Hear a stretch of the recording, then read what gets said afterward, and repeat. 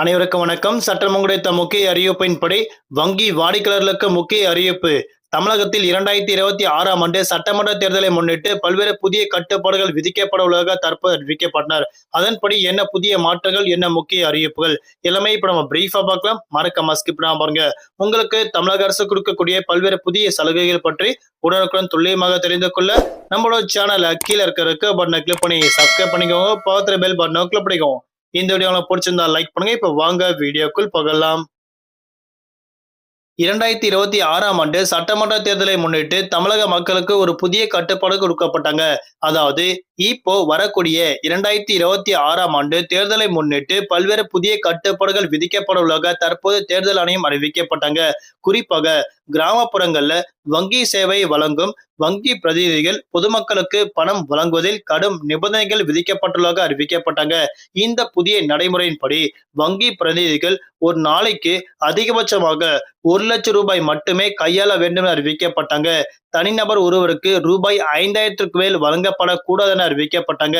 தேர்தல் நேரங்கள்ல வாடிக்கையாளருக்கு பணம் விநியோகம் செய்யப்படுவதை தடுக்கும் நோக்கில் இந்த நடவடிக்கை எடுக்கப்பட்டிருந்தாலும் இது சாதாரண மக்களிடையே பெரும் அதிருப்தி ஏற்படுத்தியுள்ளதாக அறிவிக்கப்பட்டாங்க. குறிப்பாக வங்கி கிளை தொலைவில் உள்ள கிராமங்கள்ல வசிக்கும் முதியவர்கள், ஊரக வேலைவாய்ப்பு திட்ட பணியாளர்கள் மற்றும் சிறு வியாபாரிகள் தங்களது அவசர தேவைக்காக கூட பணம் எடுக்க முடியாமல் தவித்து வராங்க. டிஜிட்டல் பரிவர்த்தனைகள் முழுமையாக சென்றடையாத பகுதிகள்ல இந்த ரூபாய் 5,000 உச்சவரம்பாக உள்ளது. இதன் காரணமாக பொருளாதார நெருக்கடியில் மக்கள் தவித்து வருவதாக அறிவிக்கப்பட்டாங்க. இது எல்லாமே எதற்கு கொடுக்கப்படுறாங்க அப்படின்னா, நீங்க அதிகமான தொகை எடுத்து செல்லக்கூடாது என்பதற்காக இந்த புதிய கட்டுப்பாடுகள் விதிக்கப்பட்டாங்க. தேர்தல் நேரங்கள்ல மக்கள் எல்லாமே பணம் பட்டுப்பாடா செய்யப்படுவாங்க. அதாவது தேர்தல் நேரங்கள்ல தேர்தல் கட்சியினர் குறிப்பாக பணப்பட்டுவாடா மக்களுக்கு செய்யப்படுவாங்க. இந்த மாதிரி செய்யப்படுவதை தடுக்கும் நோக்கில் புதிய நடவடிக்கை எடுக்கப்பட்டுள்ளதாக தற்போது தேர்தல் ஆணையம் அறிவிக்கப்பட்டாங்க.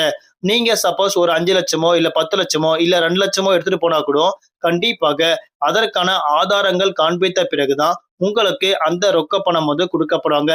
நீங்க ஆதாரம் இல்லாம அந்த பணத்தை ஒரு மாவட்டத்திலிருந்து இன்னொரு மாவட்டத்திற்கு எடுத்து சென்றாலும் உங்களது மீதான மிகப்பெரிய புகார் காத்திருக்க உள்ளதாக அறிவிக்கப்பட்டாங்க. குறிப்பாக நடவடிக்கை எடுக்கப்படும் அறிவிக்கப்பட்டாங்க.